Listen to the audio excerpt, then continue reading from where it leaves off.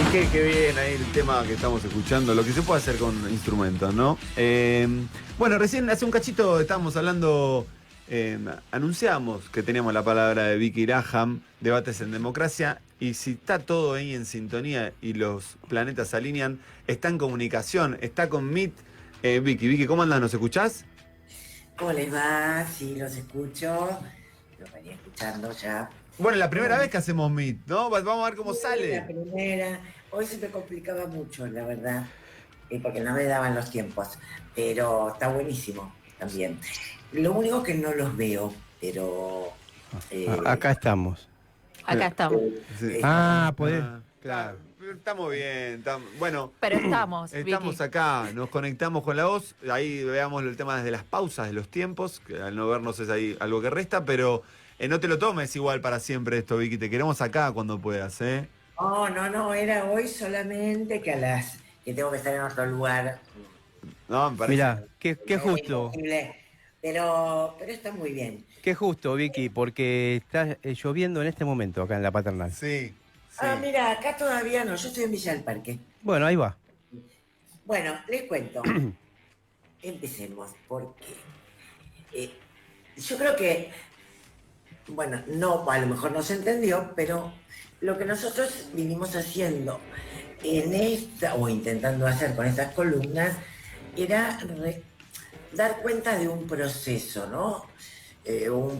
Y esta es la palabra de hoy, así como empezamos buscando palabras, hegemonía, imperialismo, colonización, colonos, para entender que de lo que nosotros hablábamos era de algo que el diccionario tiene como, ya tiene definido, y no de caracterizaciones que vamos haciendo por izquierda o por derecha, no tiene nada que ver.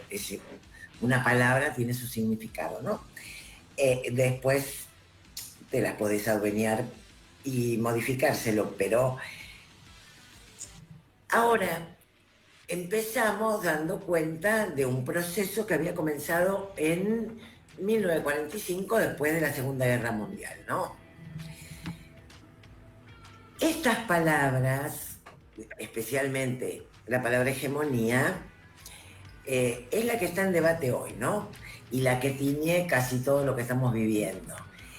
¿Y por qué es importante meterlas en proceso? Porque, y acá es que me encantaría, no los veo, pero me encantaría que ustedes hablaran también, eh, lo que tiene como estrategia cultural este modelo es lograr una ruptura de encadenamientos e historia. Todo está puesto y contado como un hecho, bueno, mirá los titulares, urgente, se cayó tal gobierno. Eh, con esto, títulos, con esto que te voy a contar, ya no hay vuelta atrás, se cae todo. Así vivimos todos los días. La información es un bombardeo de tragedia permanente de hechos que en realidad no están cambiando nada. Eh, Pasamos desde el primer día de, por ejemplo, del gobierno de Milei acá en la Argentina, los anuncios de que se caía, que no duraba un mes, que fueron cotidianos, ¿no? Y esto es parte de la estrategia. Que vos no puedas asociar que la historia no exista porque el proceso tiene tiempos, tiene como elemento principal tiene objetivos, pero además tiene tiempos, tiene etapas, dentro del proceso confluyen diferentes estrategias que apuntan al mismo objetivo. Esto es un proceso. Cuando la intención es que vos veas un hecho que no lo puedas relacionar con nada porque el siguiente te lo tapó, eh, te gana la cabeza, ¿no? Llega un punto en el que no podés ni siquiera pensar. Entonces vos decís ahí, Vir, Vicky, vos nos estás planteando que hay que volver a pensar en procesos. O sea, Obviamente. No, y sí, totalmente de acuerdo con lo que vas a decir, pero además lo que tenemos que tratar de meternos en la cabeza es la lectura de lo que pasa como un proceso, algo que está transcurriendo, algo que se está dando en este momento y en el que además de todos los actores que podés definir, que son, o que se definen habitualmente, que son, bueno, cómo juegan los países, cómo juegan las potencias, cómo juegan los sectores económicos, también está cómo juegan los pueblos. Por eso este era el nombre de alguna de las columnas, ¿no? Los pueblos también juegan. Ahora, y los pueblos también son parte de ese proceso, estamos siendo parte de este proceso. Vicky, te hago una pregunta. Vos decís los pueblos juegan, y yo estoy de acuerdo. ¿Se equivocan los pueblos? Y sí, obviamente. Porque jugamos todo y nos podemos equivocar, ¿o no? No, no, esto que jueguen, y esta es una cosa que para mí es fundamental, no quiere decir que jueguen bien, o que es lo jugar bien o jugar mal, que jueguen a favor de sí mismos sería para mí, ¿no? Que jueguen bien, que los pueblos jueguen a favor de sus propios intereses de pueblo, ¿no? Y no lo hacen. Y esto es, bueno, ha sido tratado, analizado y ha sido una constante en la evolución de la humanidad, etapas en las que los pueblos juegan a favor de sus amos, no de sí mismos, ¿no? Y hoy hay en este juego que tiene un punto clave que es la pérdida de la hegemonía de quien fue hegemónico desde 1945, que era Estados Unidos, en una alianza con los países, las potencias europeas, las que fueron potencias europeas, que ya no lo son,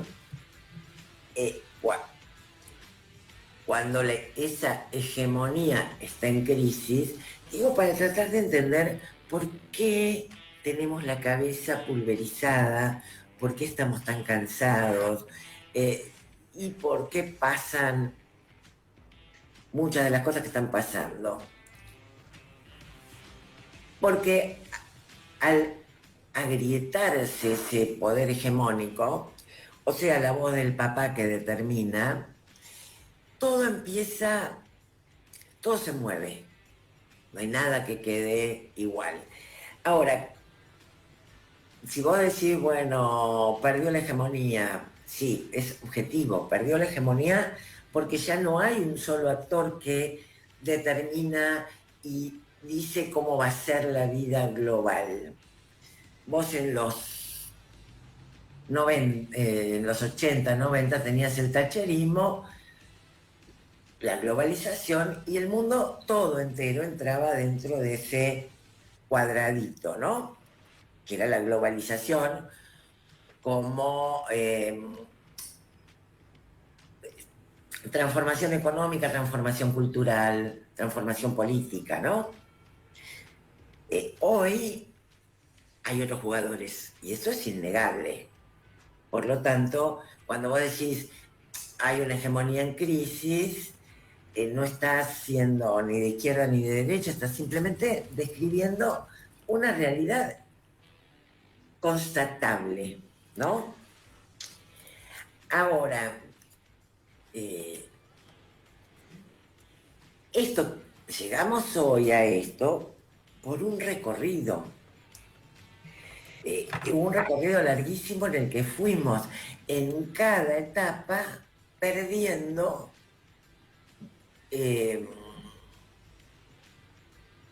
y transformándonos también nosotros. Entonces, en cada etapa, en cada una de esas etapas que vos tuviste en el 45 se conforma una institucionalidad global para esa hegemonía que fueron todos los organismos de nacidos en Bretton Woods. A partir de ese momento van surgiendo la Organización Mundial de Comercio, la OTAN, un montón de organismos que nos regulan. La OTAN es previa, pero un montón de organismos que nos van regulando la vida planetaria, que también recorren un proceso y que intentamos dar cuenta de ese proceso en estas columnitas que hemos hecho, cuando, por ejemplo, hablamos de que así como en el 2000 Clinton en su candidatura, en uno de los debates por la candidatura a presidente de Estados Unidos, le dice a su oponente, es la economía estúpido, que yo lo traje porque fue culturalmente brutal, ¿no? En ese momento, decir estúpido en televisión y que un candidato dijera estúpido era rupturista, ¿no? Bueno, a partir de ahí hasta acá, esto es caótico. El lenguaje ha escalado dimensiones que... El estúpido, claro, marcó un camino. Ya, el estúpido marcó un camino. Y ese camino que marcaba era la economía, porque lo que se privilegiaba a partir de lo que implicó la globalización fue privilegiar lo financiero respecto de lo productivo. ¿Qué se necesitaba para eso en este proceso de etapa de acumulación? Vencer regulaciones que le permitieran a las empresas, por ejemplo, mover sus ganancias de un país a otro, instalar sus fábricas en otros países, siempre buscando mayor rentabilidad, ¿no? Así se construye el milagro asiático, cuando se decide trasladar empresas a países con mano de obra muy barata. La India, por ejemplo, claro. Claro, la India, China. Esa es una construcción, la construcción es dentro de parte de un proceso. Ahora, ¿qué implica esa construcción? Que aquellas empresas que fueron la esencia de la identidad nacional de cada país dejaran de serlo. Que todas las políticas que tenían hasta ese momento los diferentes países, que impedían sacar las ganancias del país sin invertirlas dentro del propio país, también se pulverizan. Para lograr todo eso, era fundamental resquebrajar la identidad nacional. Con una identidad nacional muy fuerte, era imposible lograr que los países cedieran sus empresas, cedieran sus ganancias.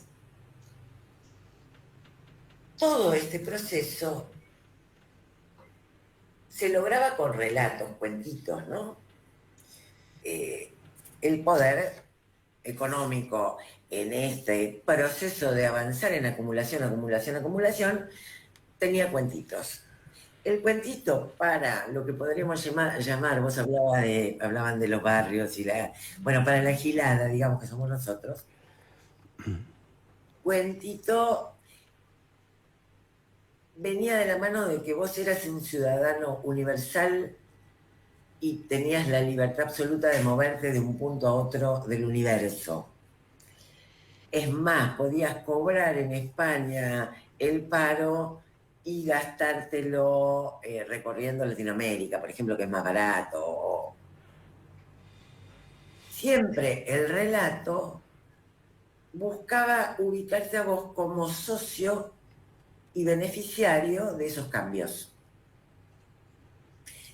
¿Se entiende algo de lo que estoy diciendo? Sí, sí, por supuesto. No, Estamos... pero ni los escucho. No, porque estamos siguiendo atentamente. No, y aparte le recordamos a la oyentada, estamos escuchando a Vicky Laham, porque No, Vicky... no recuerdes eso, por favor, pero... Sí, sí. siento Pero que escucha, hablo sola. No, vamos con esto. Quiero ahí hacer un recordatorio.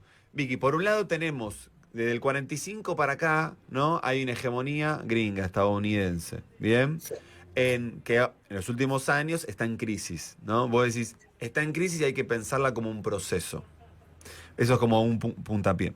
Ahora, recién nos estabas contando un poquito las últimas décadas que nos vendieron una especie de aldea global en donde vos podías vivir en un lugar, trabajar en otro, viajar por otro. Eras una idea de sos un ciudadano que puede tener distintas nacionalidades o algo así.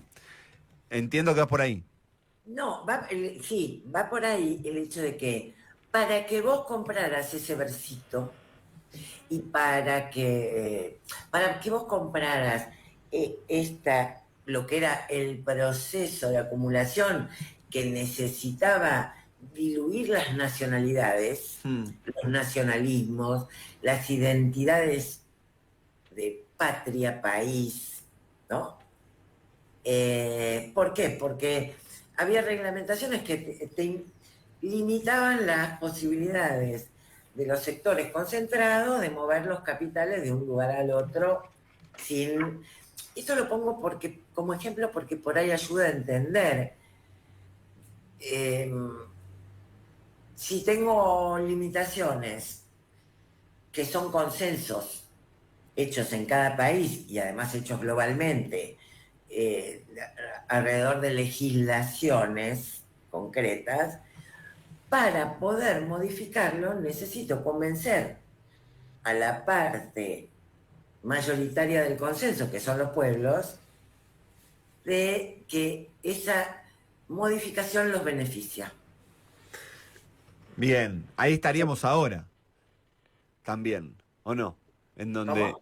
Ahí estamos situados en este momento, en donde nos quieren convencer que nos benefician cosas que no parecerían beneficiarnos del todo. Bueno, yo creo que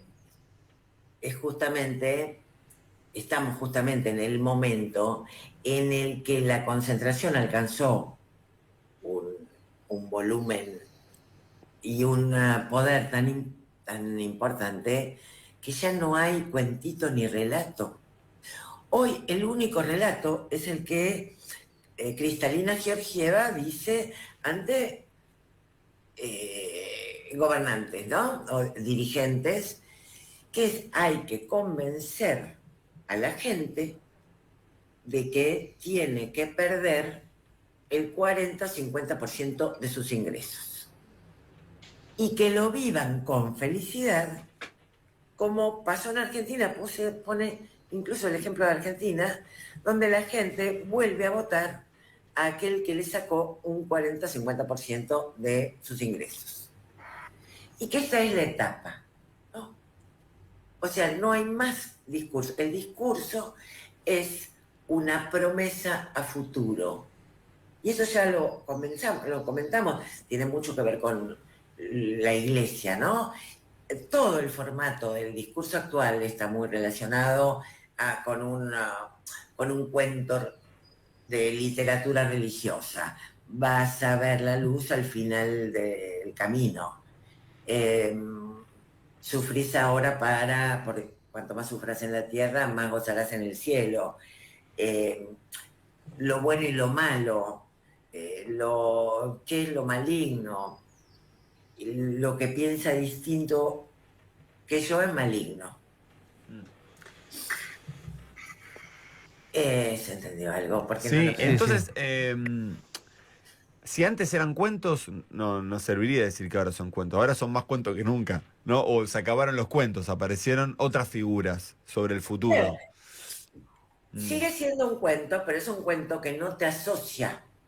Mm. El cuento anterior que te asocia... Mira, los impuestos son un tema clarísimo, ¿no? En este aspecto. Si yo tengo que pagar muchísimo de impuestos porque soy un empresario, tengo millones de propiedades, puteo. Ahora, para lograr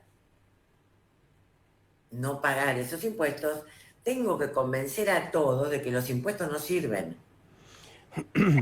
Entonces empiezan campañas a través de los medios, los impuestos en la Argentina son carísimos, no, acá con los impuestos no se puede vivir, impuestos que pagan todos los países.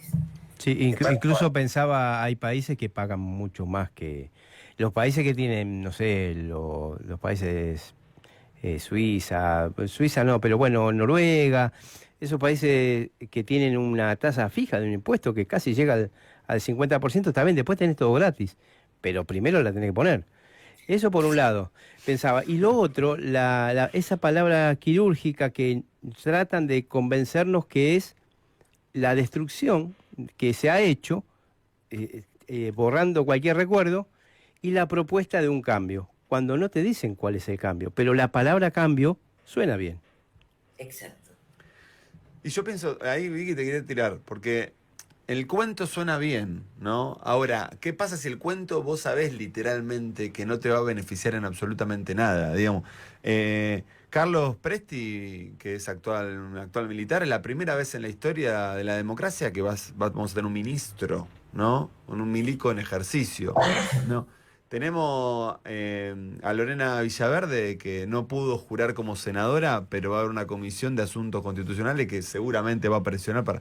Estamos discutiendo borradores. Digo, la idea de cuento suena hasta incluso más linda de lo que parece avisorar un poco los próximos años o meses de la política local e internacional.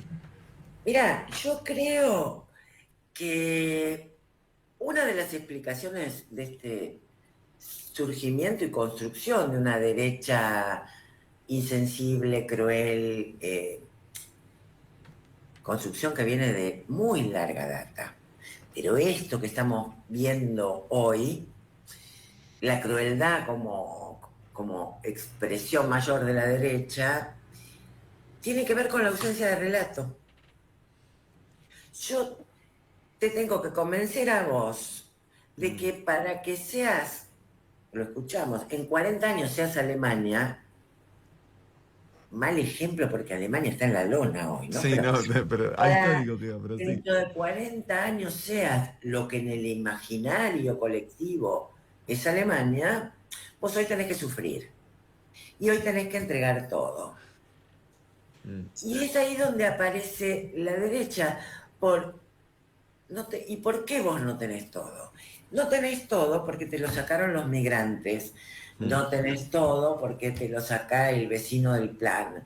No tenés todo. Nunca miremos hacia arriba ni tratemos de entender el proceso, porque ahí cuando vos empezás a unificar y a analizar datos y a interconectarlos, es ahí cuando descubrís, che, tu cuentito es de mentira.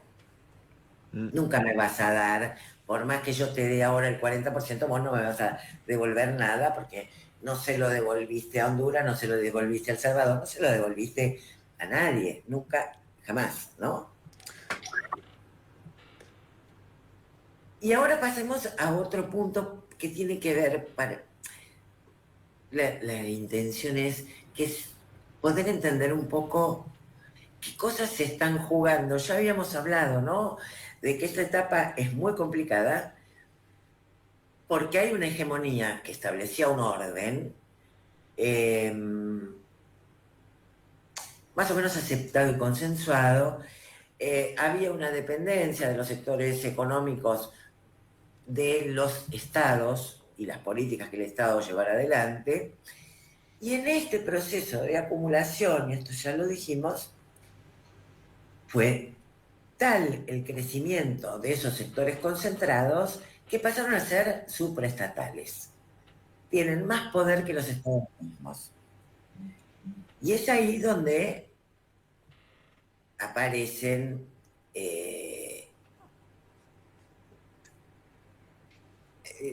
aparece el resquebrajamiento de la democracia, ¿no? Nosotros estamos viviendo de cuentitos que fueron, pero que no son. Estamos en un proceso de transición hacia relatos verdaderos. Si lo lograremos, no lo sé. Pero el relato madre, donde vos eras socio de un poder y gozabas de sus beneficios, que te digo, se llegó, bueno, el tema de la transnacionalización, a vos te convencieron, mira qué linda que es esta vida, qué te importa tu patria, qué te importa el país, viajá, movete, sé feliz donde se te ocurra, ¿no? Y se compró. Ahora ese relato no está más. No tenés a dónde ir. No tenés a dónde ir porque además hay un proceso antimigrante, porque cada etapa tiene su parte buena. De hecho, se movieron fortunas de un país a otro. Este movimiento que explica parte del deterioro de la hegemonía. Pero ahora se llegó a... Se movió fortuna y se movió gente, ¿no? Vicky, como para ir cerrando entonces, y que no sabemos si te vamos a tener de vuelta en el programa, así que en este No, 2025. Creemos que no, pero capaz que hay sorpresas, ¿no? ¿Qué nos recomendás referido al cuentito o al relato que debieran construir esos pueblos? Como para ir cerrando, ¿a dónde hay que estar mirando? mira, hay que estar mirando que eh, hay un elemento que se llama hegemonía. La hegemonía es política, es económica, es cultural. El que Estados Unidos haya perdido la hegemonía en algunos de los terrenos, no quiere decir que no tenga, es una hegemonía compartida. Hay otros actores que disputan ese lugar. Ahora, lo que no perdió Estados Unidos como hegemón fue la capacidad de daño. Su estructura, construida a lo largo de todos estos años, del 45 a la fecha, eh, contiene adentro a la CIA, a la DEA, a una infinidad de ONGs de todo tipo y color que actúan adentro de la estructura misma de dominación, que lo que están haciendo en este momento de caos es agravar el caos. Frente a la pérdida de hegemonía, la decisión política es genero caos en todas las partes del mundo que quiero que se me ocurre. Con un elemento muy grave para Latinoamérica, somos el patio trasero. Al ser el patio trasero, la decisión de Estados Unidos es manejar todo lo que es Latinoamérica con sus recursos naturales, porque hay otros territorios que los fue perdiendo. Asia, en África, la desvinculación con algunos países europeos. Bueno, ¿y qué está pasando en Latinoamérica? Por eso lo trajimos la última columna y era importante para entender esto. Bueno, Latinoamérica está desde la visión de Estados Unidos en un proceso de desmembramiento, del mismo modo que la Argentina está en un proceso, desde la estrategia estadounidense, un proceso de desmembramiento. Como nación, ¿no? Y esto es lo que tenemos que tener en claro de lo que está pasando en las elecciones. Fíjate, para las elecciones locales sale Trump a decir, si no votas esto, te fuiste a la lona. Ahora hay elecciones en Chile y mágicamente aparece Perú fortaleciendo con tropas su frontera para limitar la migración chilena. O sea, ojo que si votás a la izquierda puedo invadir, ya tengo las tropas acá. Estamos viendo esa capacidad de daño.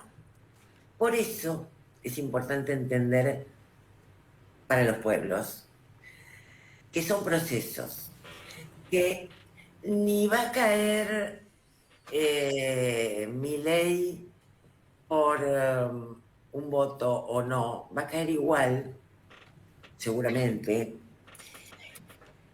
porque todo lo que vemos como hecho tiene objetivos y tenemos que entrar a mirar esos objetivos, los objetivos que siguen siendo, como han sido siempre, desde la primera pregunta, ¿qué es hegemonía, qué es imperialismo, qué son colonos? El objetivo es adueñarse, la expansión territorial, adueñarse de los recursos del resto de los países a partir de relatos y cuentitos. Bien, bueno, Vicky, entonces vamos a estar atentos a los modos en que interviene el imperialismo, ¿no? Y vamos a ver si logran construir nuevos cuentitos, nuevos relatos. Creemos que no, ¿no? Porque ya no hay manera, pero hay que estar ahí Bueno, atento y viéndolo. último, Sí. tenemos que tener la capacidad de contar nuestro relato, que no es un cuentito, es un relato. Mm. Nuestra- Eso es la disputa de los pueblos por el tema de la comunicación. Tenemos menos posibilidades, pero eso es lo que se está disputando. Estaría bueno, Vicky, para el año que viene pensar eso, sobre cuáles son los ejes, ¿no? Del relato propio, ¿no? El relato de los pueblos en términos heterogéneos, ¿no? Porque no hay un solo relato, pero entiendo que puede llegar a tener algunas postas vinculadas con el ambiente, con la justicia, con el género, digamos, con la producción, tiendo a pensar, ¿no? Bueno, Vicky, hasta una próxima oportunidad.